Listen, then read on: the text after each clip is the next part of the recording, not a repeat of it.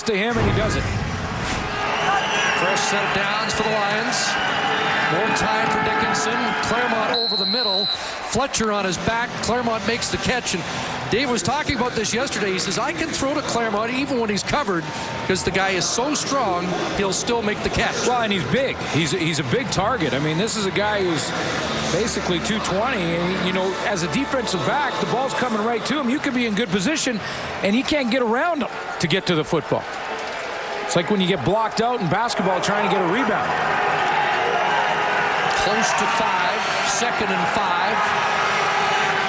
Under a minute to go. Dickinson all kinds of time, but the pass falls incomplete.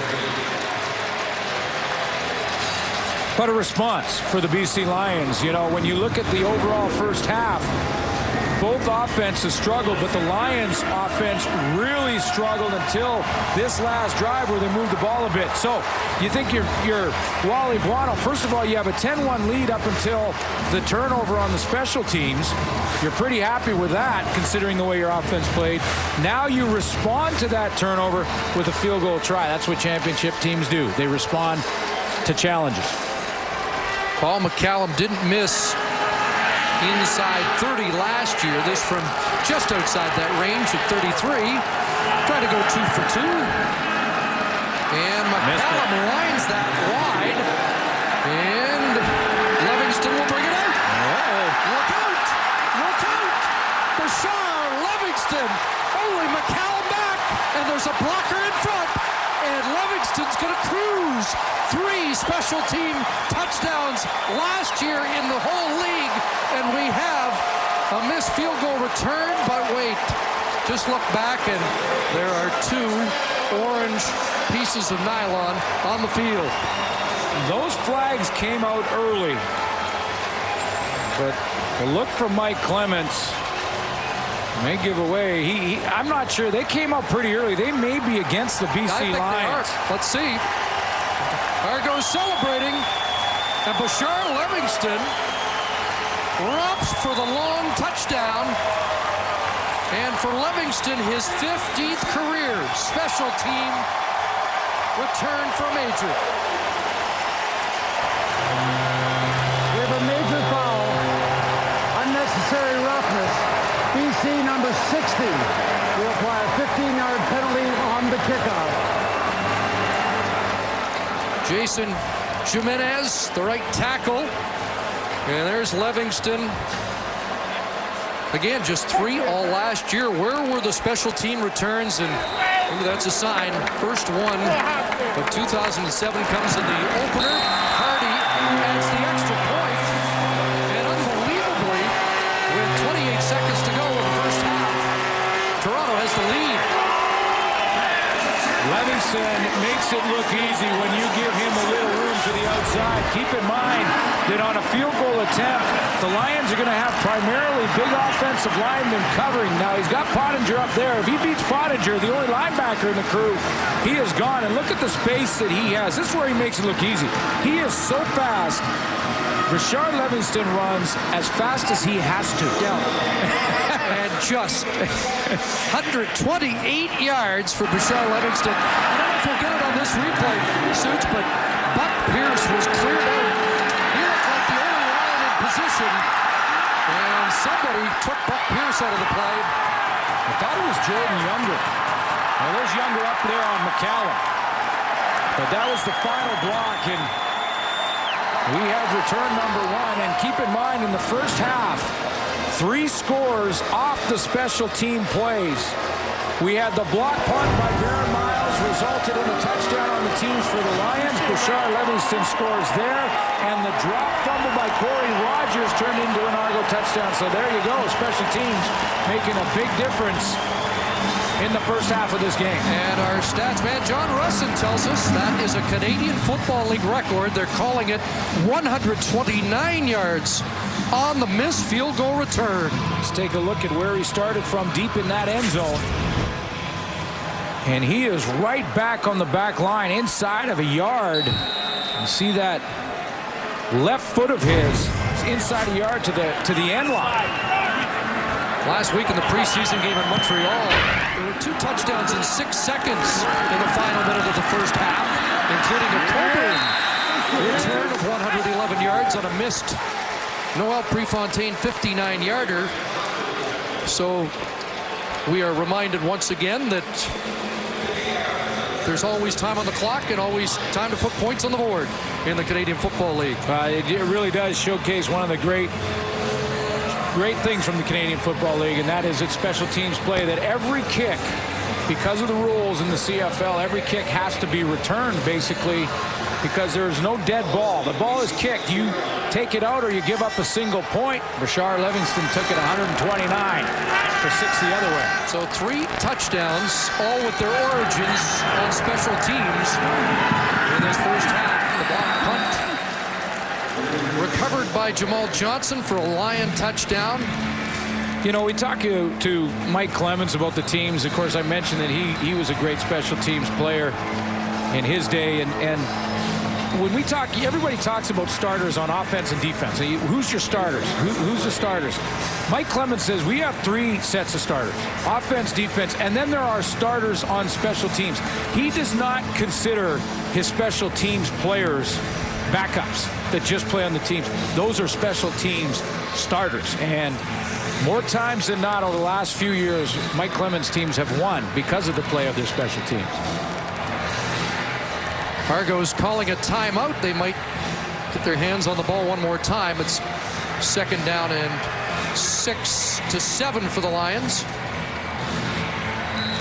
We're talking, one of those guys is Chuck Winters, who was a special teams demon for 4 years. And I asked Michael about him getting a chance to start for the first time, and he corrected me. Yes, Winters is starting on defense, but he was our starter. He was our special teams demon for 4 years.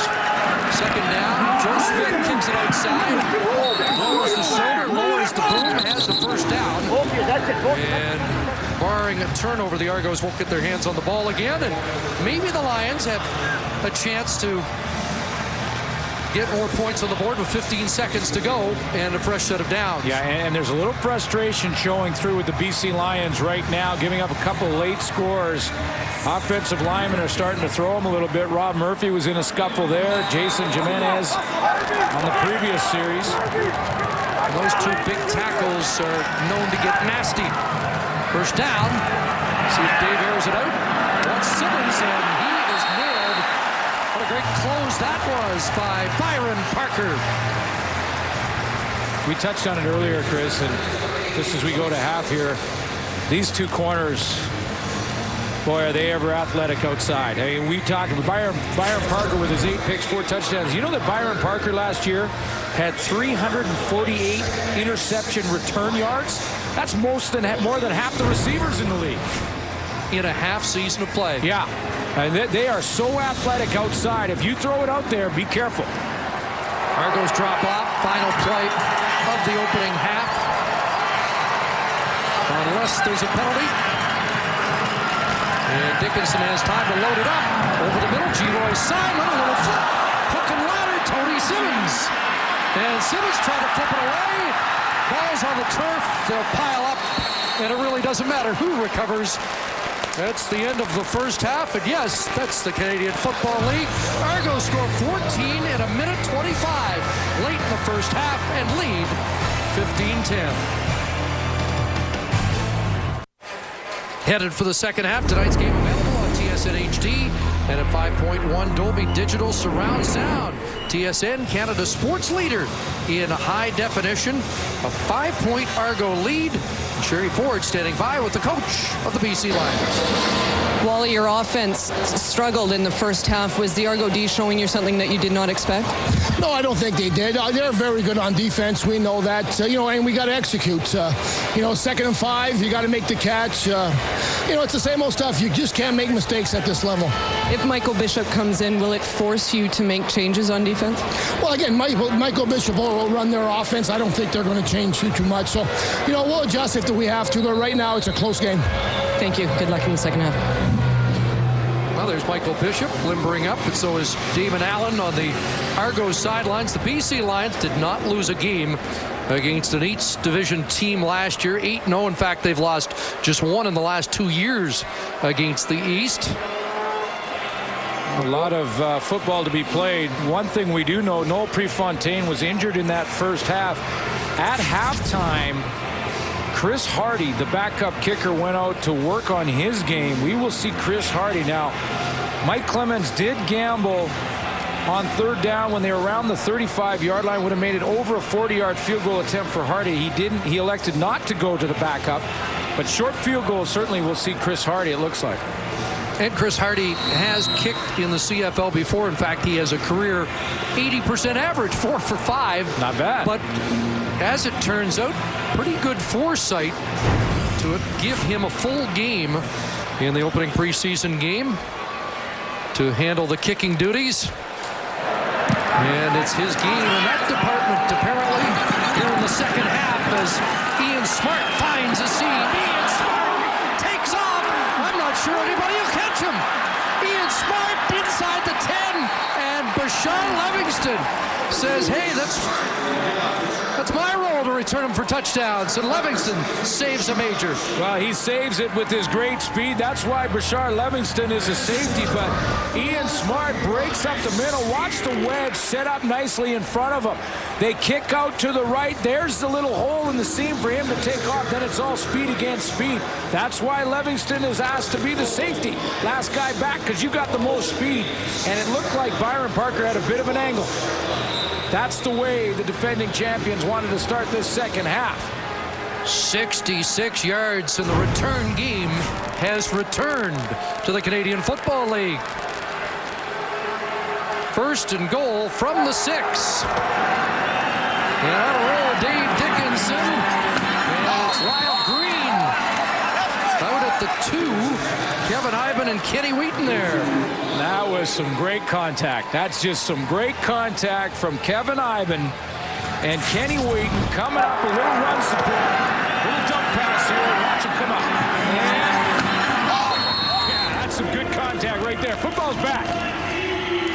Kenny Wheaton, who was tied for third in the CFL in tackles, led the Argos with 82. And so it's second and goal from the 2. The jumbo set for the Lions as they dig in. Joe Smith. And Smith is in for the score. Touchdown, BC.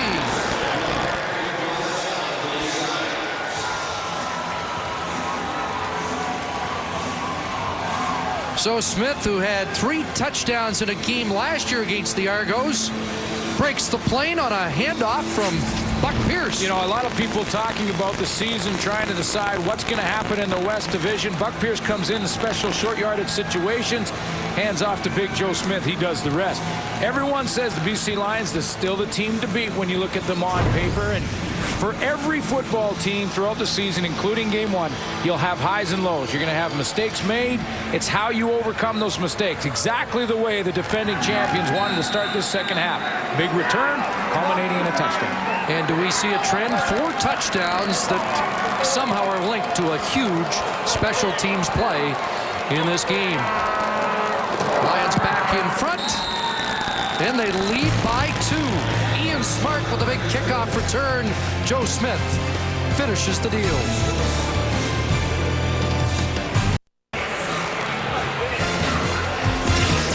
And a reminder, the Ozone, Jay Onright, Dan O'Toole will have all the highlights of this game. Winnipeg, Edmonton. Frank Thomas with home run number 500 tonight on Sports Center. 2 a.m., 11 o'clock Pacific. Didn't take long for BC to regain the lead on the touchdown by Big Joe Smith. 1 minute, 15 seconds in, and it's a 2-point BC advantage. Some good work going on there for Joe Smith. Bears happy. Harlan Bruce trying to get outside. Huge block there by Kevin Iben. And Bruce up to the 42-yard line. And things are happening on every return, which is shades of the old CFL. Damon Allen will return for the second half. Let's take a quick look at that return just to show you the difference. There's going to be a huge block on the side. First of all, it's great contact. We always want to see that in this game. Here he comes on the side. It's a block on Barron Miles. You're going to catch it right, or Phillips right there by Iben. Now, that last year, was an illegal block.